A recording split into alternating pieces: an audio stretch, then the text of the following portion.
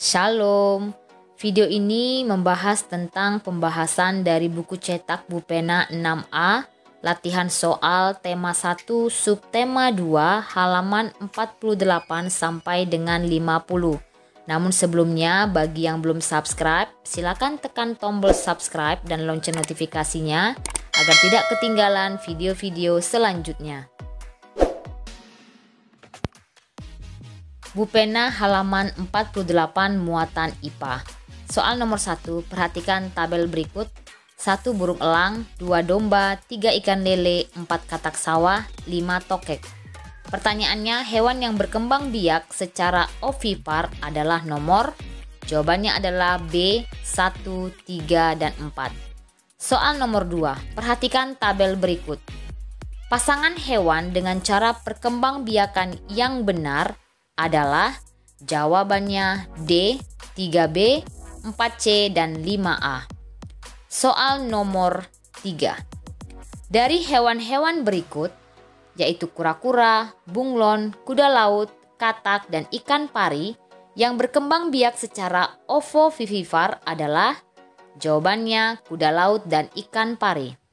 Soal nomor 4. Kelompokkan hewan-hewan berikut berdasarkan cara perkembangbiakannya. Jawabannya adalah yang termasuk ovipar, yaitu ikan lele, kupu-kupu, belut, dan ayam. Sedangkan yang termasuk vivipar adalah kucing, beruang, orang hutan, dan lumba-lumba. Kemudian yang termasuk ovovivipar adalah kuda laut dan ikan pari. Soal nomor 5. Perhatikan kedua hewan berikut. A. Apa persamaan dari perkembangbiakan kedua jenis hewan tersebut? Jawabannya adalah sama-sama memiliki sayap untuk terbang. B. Apa perbedaan dari perkembangbiakan kedua jenis hewan tersebut? Jawabannya adalah gambar A berkembang biak dengan cara ovipar atau bertelur, dan gambar B berkembang biak dengan cara vivipar atau beranak. Bupena 6A halaman 48 muatan IPS. Soal nomor 1. Negara yang dijuluki lumbung padi dunia adalah negara? Jawabannya B, Thailand. Nomor 2. Berikut yang termasuk potensi perairan Laos adalah? Jawabannya C, ikan karper dan perch. Soal nomor 3, persamaan kondisi geografis negara Indonesia dan negara Filipina adalah? Jawabannya, kegiatan ekonomi utama kedua negara adalah pertanian. Soal nomor 4, mengapa pertanian menjadi kegiatan ekonomi utama di beberapa negara di Asia Tenggara? Jawabannya adalah karena mereka menyesuaikan mata pencaharian dengan alam sekitar. Soal nomor 5. Selain di bidang pertanian, kerjasama apalagi yang dapat dilakukan oleh negara-negara di Asia Tenggara?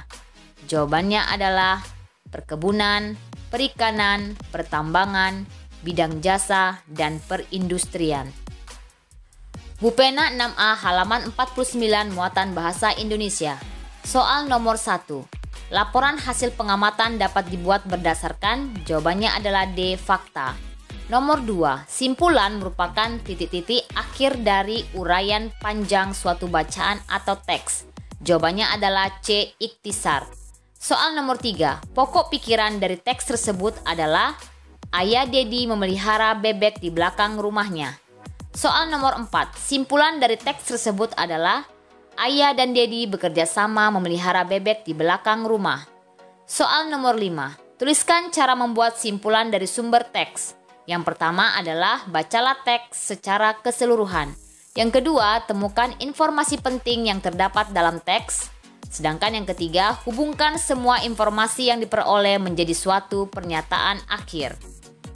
Bupena 6A halaman 49 muatan PPKN. Soal nomor 1. Berikut yang merupakan contoh penerapan sila keempat Pancasila adalah? Jawabannya B, tidak memaksakan pendapat ketika berdiskusi. Soal nomor 2, berdasarkan sila keempat Pancasila, suatu masalah sebaiknya diselesaikan dengan cara? Jawabannya adalah musyawarah untuk mencapai mufakat. Soal nomor 3, apa manfaat penerapan sila keempat Pancasila dalam kehidupan sehari-hari? Jawabannya adalah dapat menyelesaikan masalah yang menyangkut kepentingan bersama. Soal nomor 4. Tuliskan 3 contoh pengamalan sila keempat Pancasila dalam kehidupan sehari-hari. Yang pertama adalah mengikuti pemilu, yang kedua mengikuti pemilihan ketua kelas dengan tertib, yang ketiga tidak memaksakan kehendak dalam suatu musyawarah yang diikuti. Soal nomor 5. Tuliskan 3 contoh pengamalan sila kelima Pancasila dalam kehidupan sehari-hari. Yang pertama adalah bersikap adil, yang kedua menghargai hasil karya orang lain, dan yang ketiga menghormati hak-hak orang lain. Bupena 6A halaman 50 muatan SBDP. Amati gambar berikut. Alat bantu yang digunakan dalam teknik pembuatan patung seperti pada gambar adalah B. Pisau sudip. Soal nomor 2. Setelah membuat gambar sketsa, tahap selanjutnya dalam pembuatan patung adalah jawabannya A. Memilih bahan. Soal nomor 3. Alat bantu yang digunakan dalam teknik memahat adalah jawabannya pahat dan palu. Soal nomor 4. Contoh bahan yang dapat dipahat dalam pembuatan patung adalah jawabannya kayu dan batu. Soal nomor 5. Apa perbedaan teknik cetak tuang dan cetak tekan dalam pembuatan patung? Jawabannya, cetak tuang merupakan teknik yang dilakukan dengan cara menuang adonan cetakan ke permukaan cetakan. Sedangkan cetak tekan merupakan teknik yang dilakukan dengan cara menekan cetakan tanah liat ke permukaan cetakan. Demikianlah pembahasan soal pada hari ini. Terima kasih. Salam.